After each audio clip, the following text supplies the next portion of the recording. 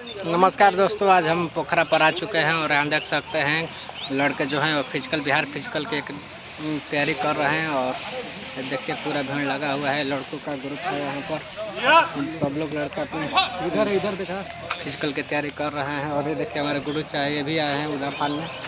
और हम लोग के गुरु जी हैं लोकनाथ मौर्य, जो कुशवाहा लाइब्रेरी के मालिक थे। और देखिए यहाँ पर लड़के लोग लाइन में लेकर पूरा मार रहे हैं, धीरे धीरे गोला फेंक रहे हैं और उधर मार रहे हैं। लगले हाई जंप चलेगा और रनिंग कर आ चुके हैं।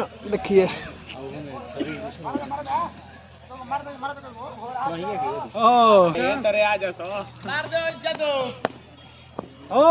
चला बैलेंस बिगड़ल बा। देखिए एक लड़का चला गया।